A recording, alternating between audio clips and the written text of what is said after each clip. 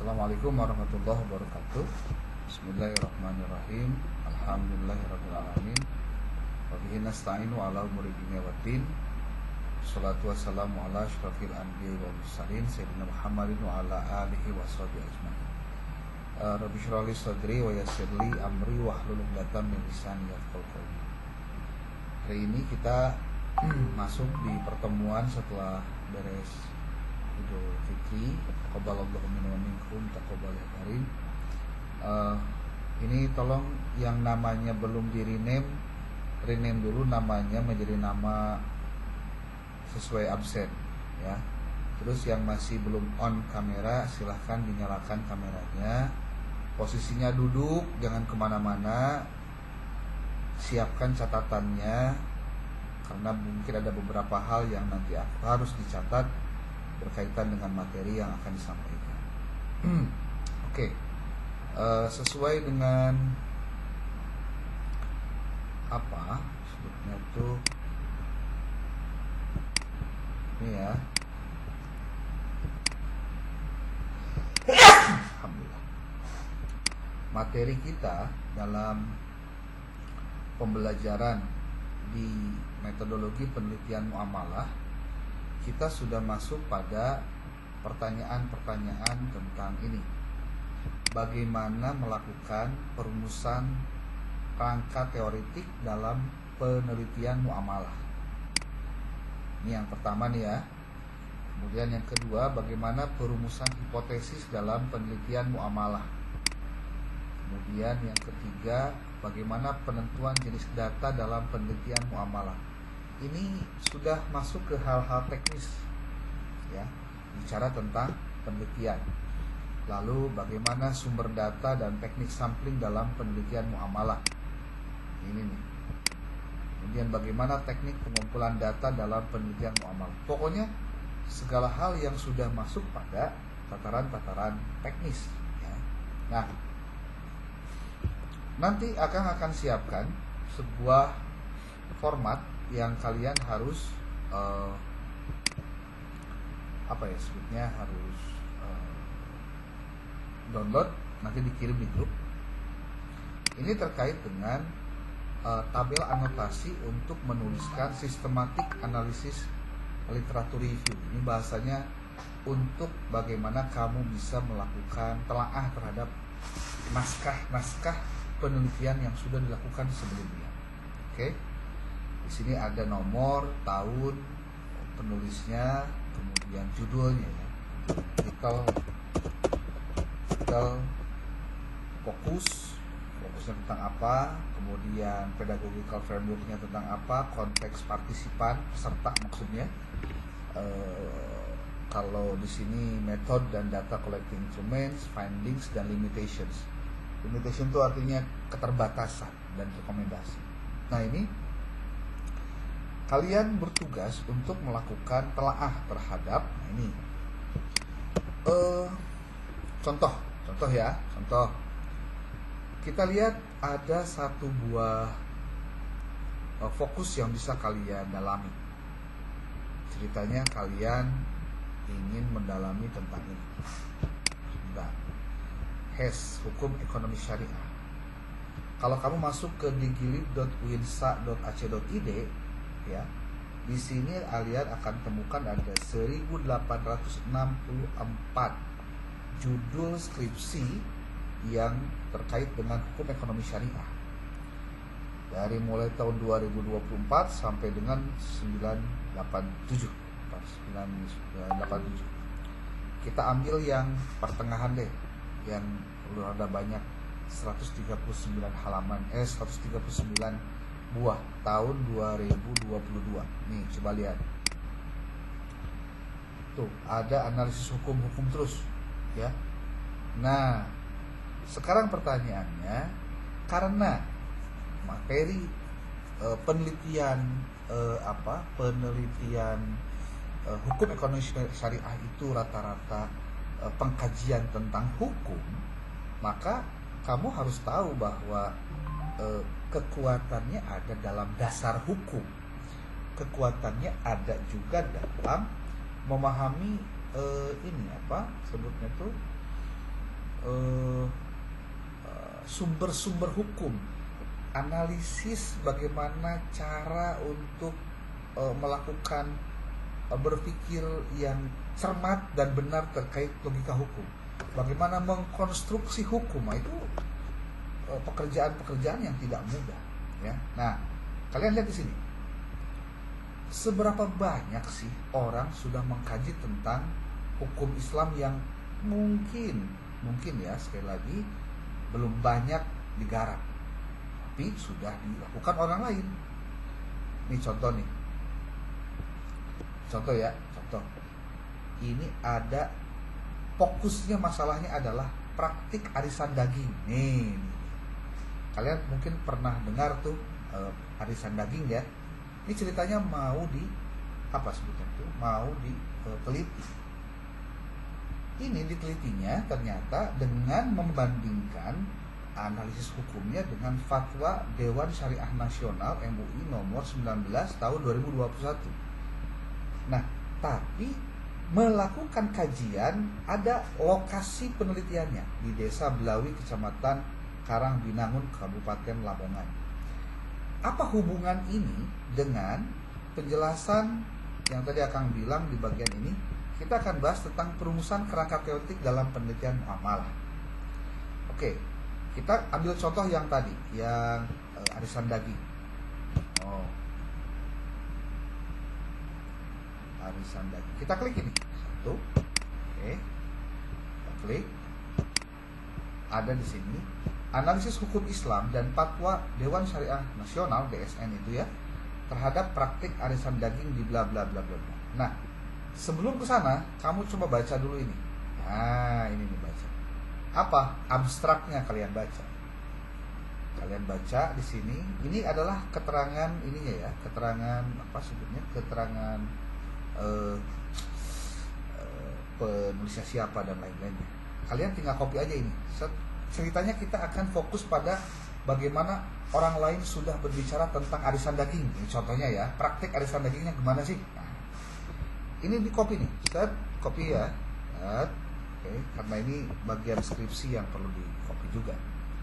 Ceritanya ini akan kamu jadikan sebagai bahan untuk tabel anotasi, dan ini bisa jadi referensi ke depannya. Nih, nomor 1, autor. Fokusnya pada apa sih? Bakal ketemunya di mana? Ketemunya di sini, di abstraknya. Data penelitian dihimpun melalui observasi, wawancara, dan dokumentasi. Nah, ini adalah teknik pengumpulan data. Ya, teknik pengumpulan data. Kamu masukkan ini di sini.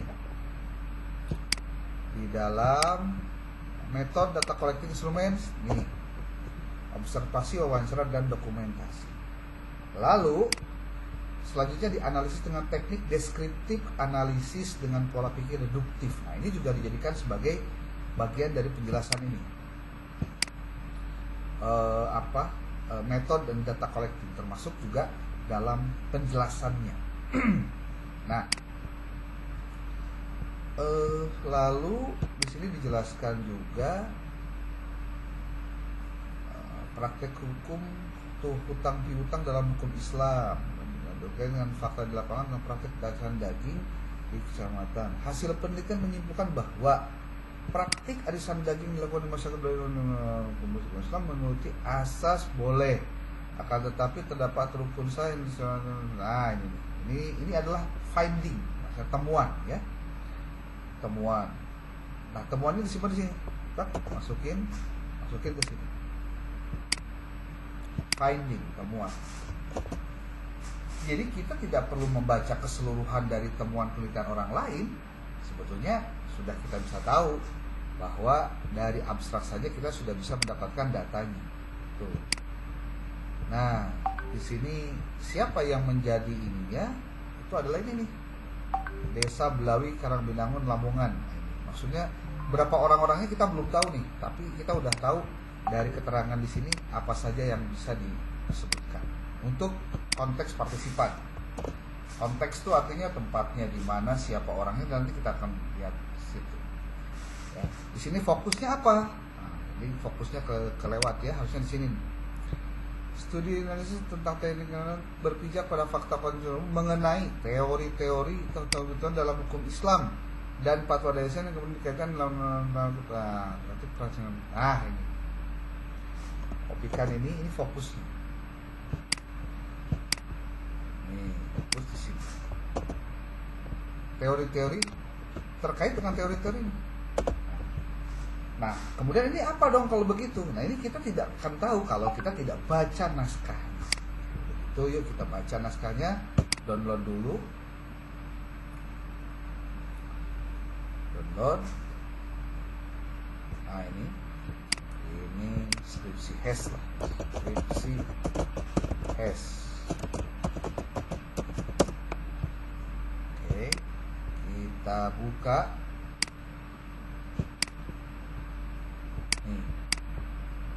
Nah, dari satu skripsi yang kalian baca, kalian akan menemukan banyak hal yang itu akan berkaitan dengan materi-materi yang ada dalam mata kuliah metode penelitian muamalah. Coba lihat sini baik-baik. Ini covernya, ini tahun 2021 ya. Oke, ini sudah dibaca, ini lewat saja. Lewat. Nah, ini masih abstrak sama dengan yang tadi. Oke.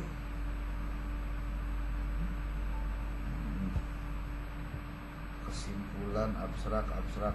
Nah, ini coba kalian lihat daftar isinya. Di daftar isi ini mencakup tentang apa itu latar belakang masalah, identifikasi masalah penelitian dan batasan masalah, rumusan masalah, ada kajian pustaka, ada tujuan penelitian dan seterusnya sampai dengan ke bawah. Nah, pokok masalah kita itu adalah tentang bagaimana mengkaji tentang analisis hukum Islam dan hukum Dewan Syariah Nasional terkait dengan arisan bagi. Nah, tetapi kok yang dibahasnya adalah fatwa DSN MUI ini? Karena memang di dalam pembahasannya membahas tentang qard atau hutang piutang. Nih, ini bab 4-nya, ini bab 4-nya, ini bab 5-nya. Nah, sekarang pertanyaannya, bagaimana dengan yang dari kampus? Di kampus, kalian kan pasti sudah punya buku pedomannya. Kalau belum punya ya tinggal download saja atau minta saja ke Kang siapa, Kang Iqbal ya, atau ke Pak siapa, Andang. Penelitian kalian itu sifatnya kualitatif. Nah, sebelum kalian menuliskan yang namanya skripsi, kalian tuh harus nulis dulu proposal. Bagaimana proposal skripsi? Nah, ini ada petunjuknya nih. Untuk kualitatif, karena kualitatif ya, kalian ingat susunannya seperti ini. Ada judul, latar belakang masalah, fokus dan subfokus. Nah, ini coba tolong ditulis ini. Ini penting nih untuk diketahui bersama. Jadi jangan sampai salah menuliskan susunan untuk menulis proposal. Nah, jauh kan nyeun proposal jauh kene.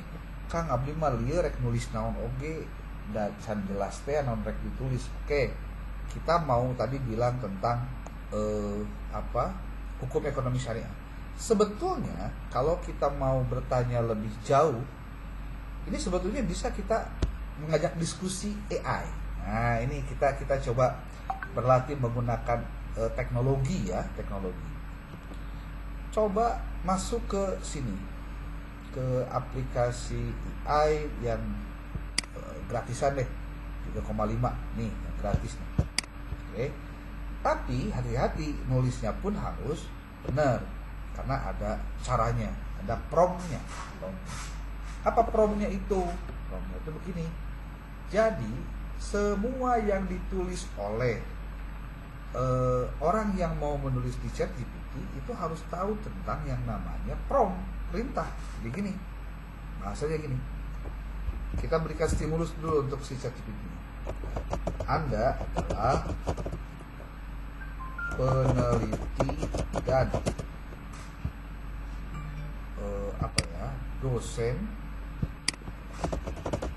yang ahli dalam bidang hukum ekonomi syariah. Hukum ekonomi syariah tingkat dunia yang telah banyak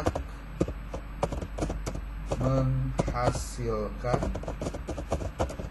karya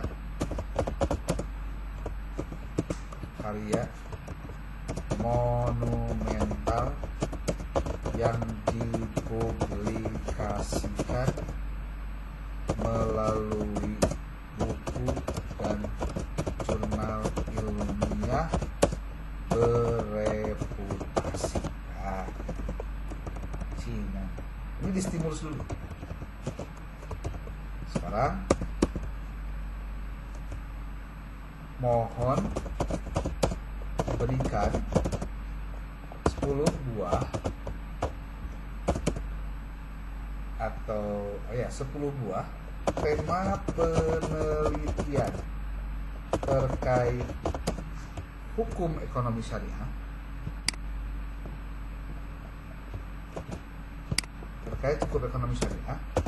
yang memiliki keunikan dan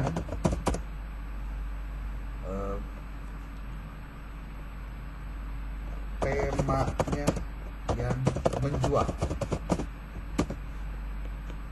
temanya yang kekinian dan menjual. Atau jangan 10 deh, bisa 5. Jelaskan pula alasan. Coba kita tanyakan, kira-kira yang sekarang sedang untuk bisa dikaji itu tentang apa sih? Tuh dikasih diskusinya terkait inovasi keuangan syariah dalam era digital, tantangan dan peluangnya seperti apa. Ini belum judul skripsi, belum. Ini baru kita lagi ngajak si ChatGPT ini untuk berdiskusi dengan kita, gitu ya. Jadi kita tuh bukan ChatGPT itu tidak segalanya, ya. Karena tidak segalanya maka bisa jadi salah, gitu. Makanya kudu hati-hati di situ. Tapi kita lihat bahwa si ChatGPT itu enak untuk diajak diskusi, mengeksplor pemikiran-pemikiran yang terbaru. Nih. Tapi kalau yang terbaru untuk ChatGPT yang gratis itu sampai dengan tahun 2022, ya. Karena datanya dia punya masuknya sampai di situ. Tapi kecuali yang berbayar, kalau berbayar mungkin bisa lebih bagus lagi. Inovasi keuangan syariah dalam era digital, tantangan dan peluang. Kenapa alasannya? Nah, dalam era digital ini, teknologi telah mengubah landscape keuangan secara dramatis. Penelitian ini akan mengeksplorasi bagaimana inovasi-inovasi teknologi seperti blockchain, kecerdasan buatan, pembayaran digital, kayak sekarang main kris gitu ya. Nah itu kan juga kita tuh nggak pernah lihat uangnya, tapi transaksi aman-aman aja. Apalagi pemberdayaan ekonomi syariah dalam pengembangan wilayah pedesaan. Ini juga menarik untuk dikaji. Kenapa menarik? Karena sesuatunya itu ternyata begini. Fokus pada pengembangan ekonomi syariah di wilayah pedesaan menawarkan wawasan baru tentang bagaimana prinsip ekonomi syariah dapat digunakan untuk meningkatkan kesejahteraan masyarakat. Penelitian ini akan mengeksplorasi berbagai instrumen keuangan syariah yang dapat memberdayakan sektor-sektor ekonomi lokal di pedesaan. Apalagi yang ketiga, contohnya ada loh kajian tentang ekonomi syariah yang terkait dengan eksplorasi potensi ekonomi hijau dalam Islam, mengintegrasikan prinsip-prinsip ekonomi syariah yang dengan perlindungan lingkungan. Jadi jangan sampai terjadi kalau ditanya kenapa Islam melarang ijon. Ijon tahu kan ijon? Jadi meli bukuh atau meli cabungan can asak tapi mesti hargaan sabaraha, itu ijon, ya. Nah, apakah itu juga terkait dengan ekonomi hijau dalam Islam, gitu? Atau ada lagi nggak yang lain yang kira-kira sebenarnya apa sih dampaknya? Jadi kalau dalam Islam itu ketika ada sebuah perintah ataupun juga ada larangan, itu pasti memiliki yang namanya hikmah atau pelajaran yang bisa kita ambil. Cuma kadang-kadang kita pengen cepat-cepat tahu aja pelajarannya tapi tidak mau belajarnya gitu ya. Nah, alasannya ketika ada judul tentang eksplorasi potensi ekonomi hijau, dalam menghadapi perubahan iklim global, pendekatan ekonomi hijau sangat penting. Penelitian ini menyelidiki bagaimana prinsip-prinsip ekonomi syariah seperti keadilan, berkelanjutan, dan tanggung jawab sosial dapat diintegrasikan dengan praktik ekonomi hijau untuk menciptakan model pembangunan yang berkelanjutan secara lingkungan dan sosial. Nah, ini mungkin hal-hal yang relatif ya baru ya untuk kita, menjadi bagian dari cara kita untuk bisa mengembangkan gitu bentuk-bentuk penelitian sehingga lebih bisa lebih maksimal.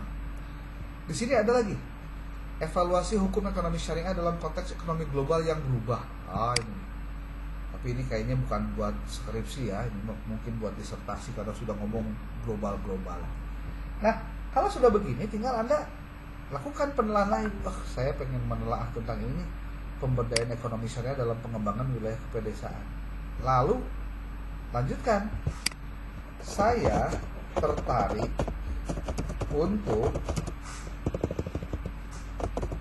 mengkaji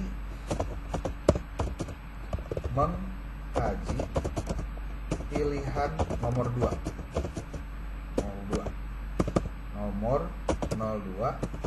tentang kopikan, atau tidak perlu dikopikan juga tidak masalah. Berikan 10 buah alternatif judul, tema atau judul penelitian untuk skripsi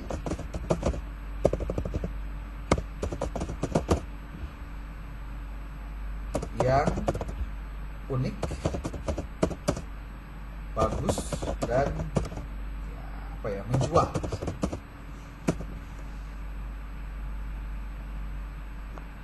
Berikan 10 jual alternatif, kembangkan tema tersebut menjadi 10 buah alternatif judul penelitian skripsi.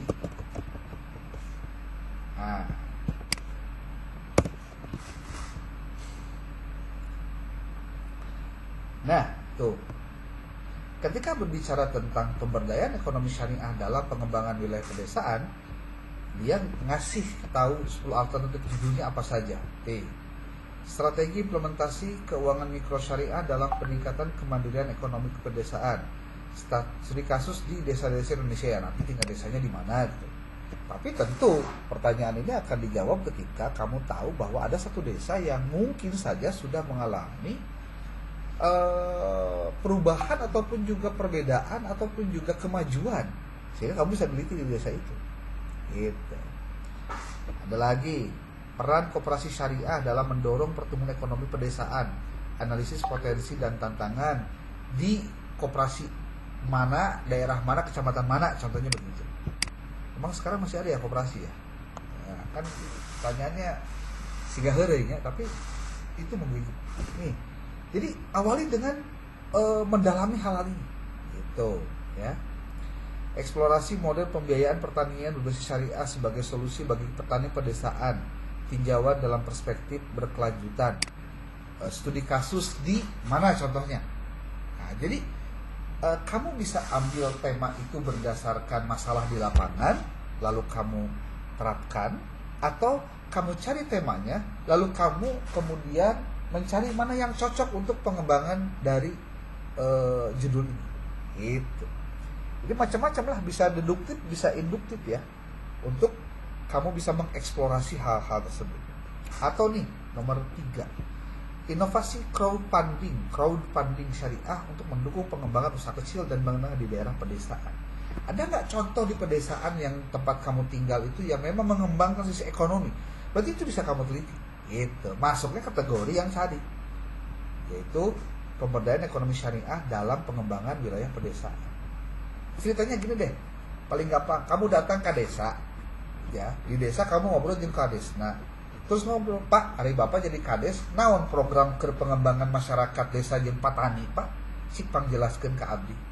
Jelaskeun kan Pak, ku abdi bade dijadikan bahan penelitiannya menang teu. Nah tinggal ngobrol kitu sebenarnya enggak soal. Jadi kamu tuh sebetulnya tidak perlu rame-rame. Apa yang terjadi di desa kamu, teliti aja itu, gitu. Tinggal pertanyaannya kamu sendiri loma ente jeung kepala desa gitu kan. Ya gitulah pokoknya mah. Intinya hal-hal yang terkait dengan itu semua bisa kamu lakukan. Gitu, ya. Oke. Sebelum dilanjut, ada yang mau ditanyakan dulu boleh?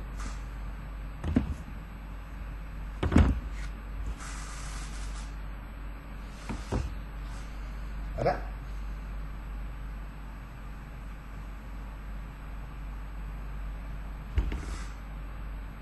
Boleh dong? Yuk, ada.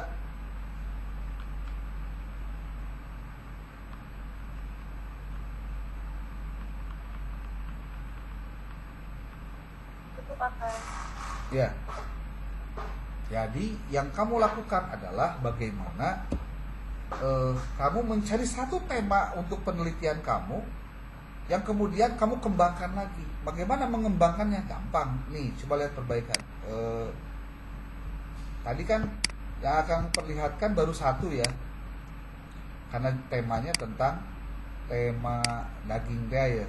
Nah, sekarang bagaimana kita bisa mendapatkan tema yang sama untuk nanti kita lihat bedanya apa dengan yang sudah dilakukan orang lain. Gampang sebetulnya kalau sudah begini.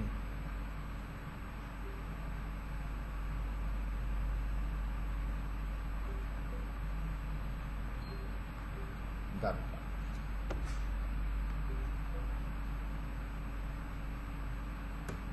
Nih, masuk ke Google Scholar.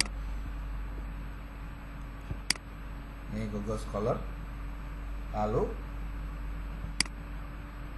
tuliskan oleh kamu tadi hukum arisan daging dalam Islam. Cingan aya sabaraha orang nu mengkaji eta. Tuh aya bukuna malah. Hukum arisan dalam Islam.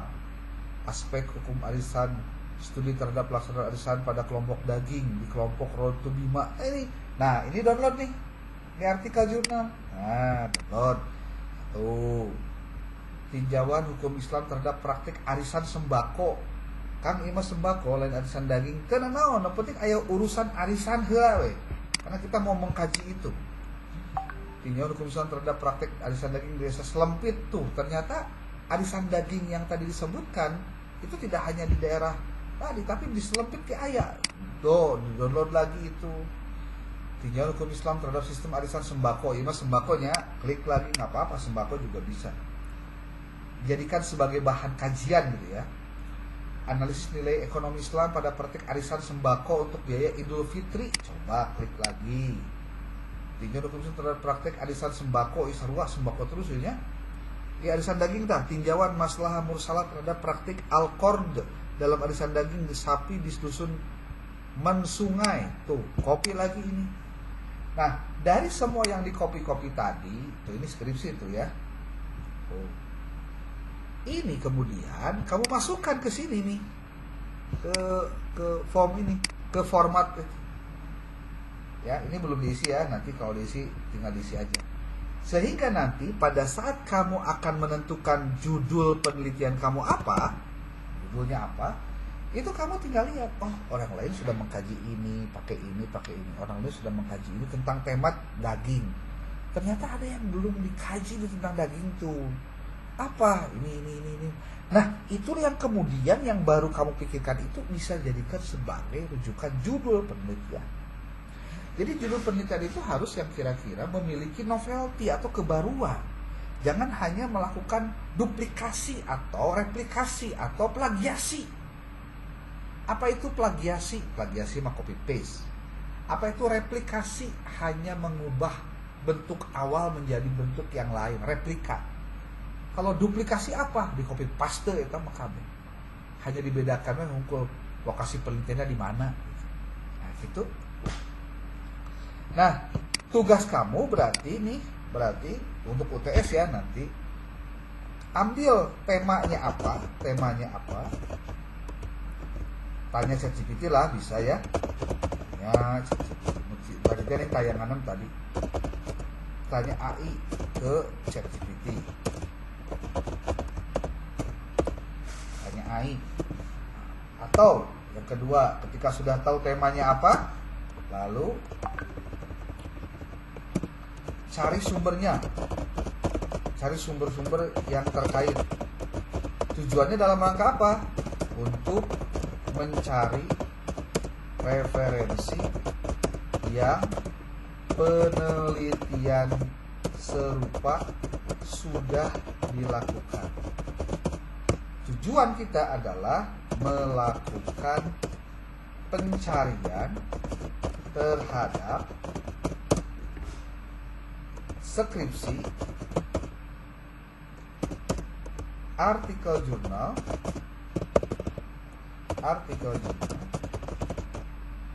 yang berhubungan dengan tema kita.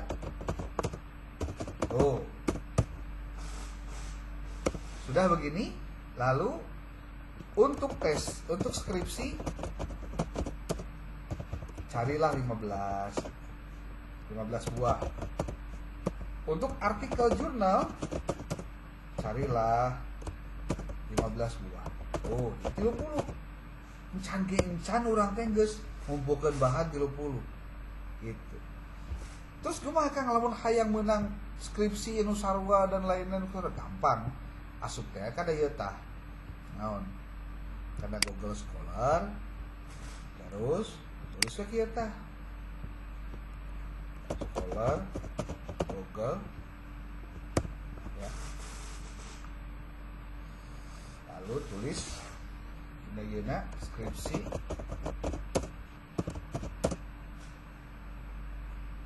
hukum arisan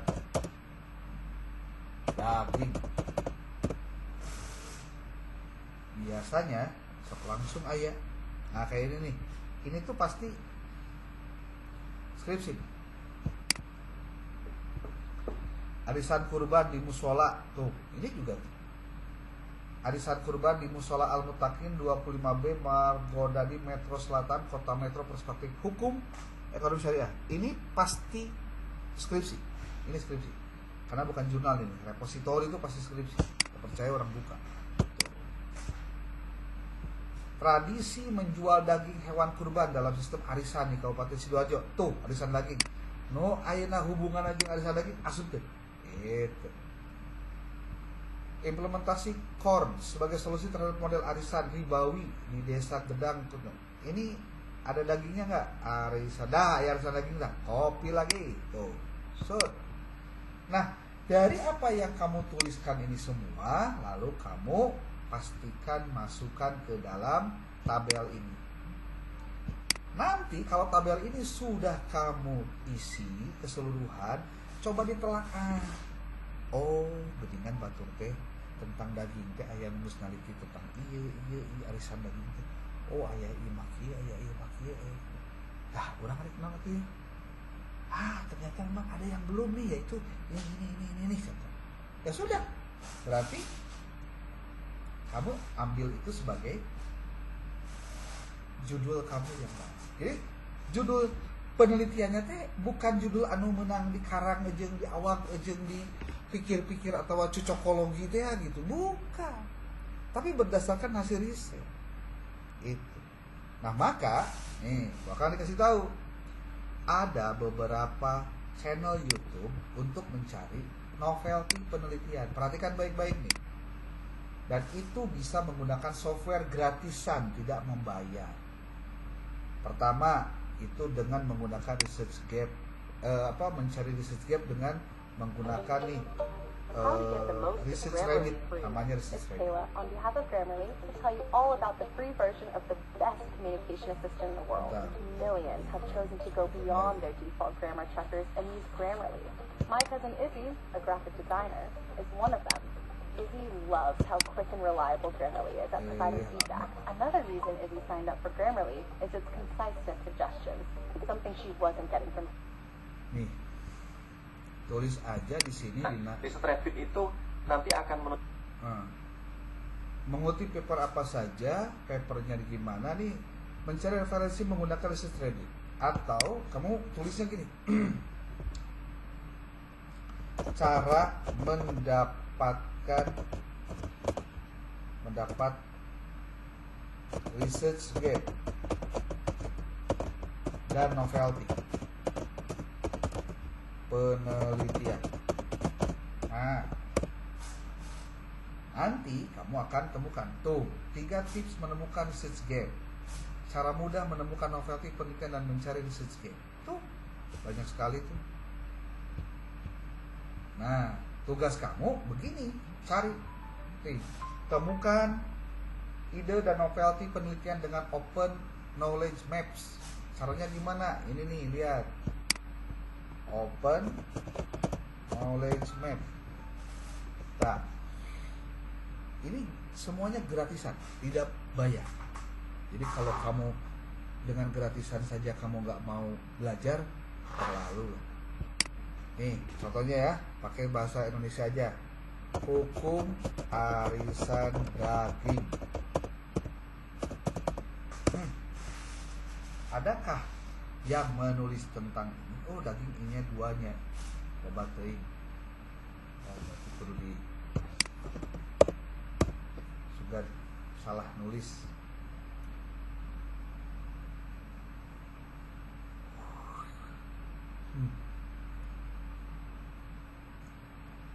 Kalau tidak ada mungkin harus menggunakan bahasa Inggris. Cuma cara nerjemahkan ke dalam bahasa Inggris gampang, pakai DeepL ya. Nah, sekarang si Open Knowledge Map sudah bekerja.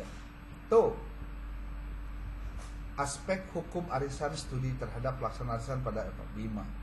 Hukum barisan daging di Desa Selempit. Tuh. 2 di dia mah. Oh, berarti masih kena saeutik. Cuma pertanyaannya, kamu di kampung kamu sorangan, ayah henteu anu arisan daging gitu maksudnya. Namun nggak ada, ya berarti cari yang lain, jangan itu gitu maksudnya. Ya. Oke.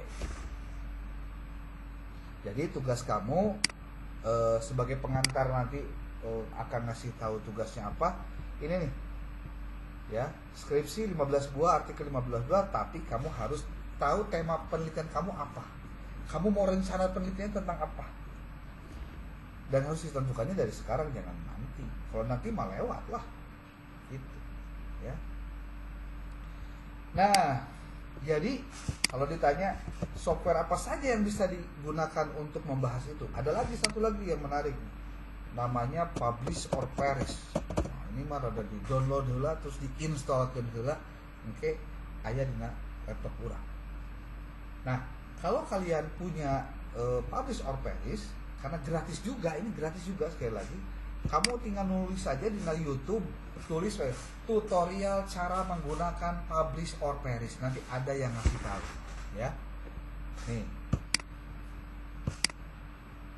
ini karena sinyal gitu, begini, bagus ini.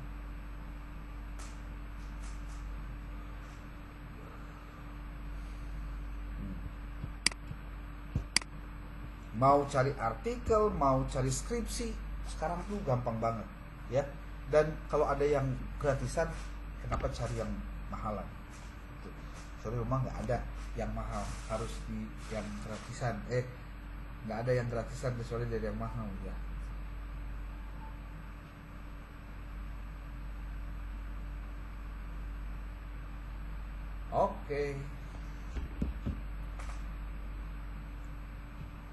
Oke, sebelum dilanjut, nah ini nih, Publish or Perish sampai 4 kali terbuka lagi, banget.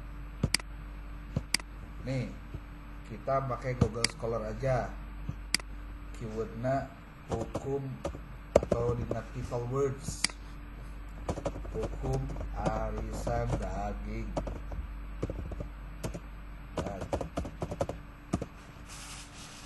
adakah yang telah melakukan riset tentang ini? Ini belum dibatasi ya. Oh, gagal. Oh, hukum ini nulisnya salah, hukum. Coba kita batasi 10 tahun terakhir, 2014, 2024.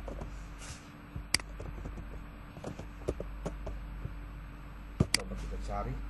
Nah, ada 3 tuh. Nah, lumayan 3, oke. Tuh. Berarti memang orang teh masih kena jarang meneliti tentang hukum arisan daging teh. Nah, itu alasannya. Jadi akhirnya kita mau meneliti juga tentang itu. Nah, pertanyaannya, apakah di kampung kamu ada yang melakukan itu? Jangan nggak ada ya susah. Gitu, oke. Ada pertanyaan?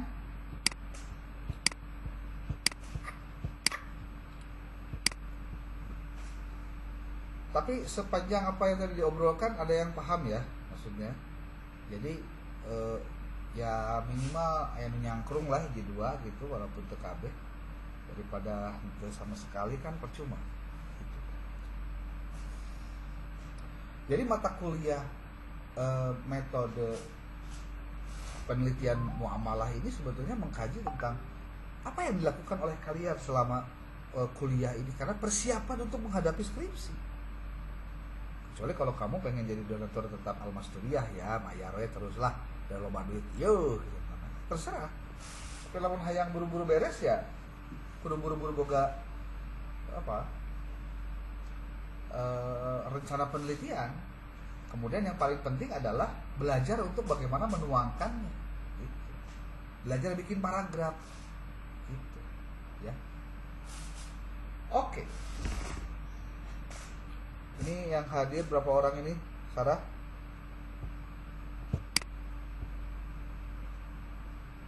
Hanya 11 orang ya?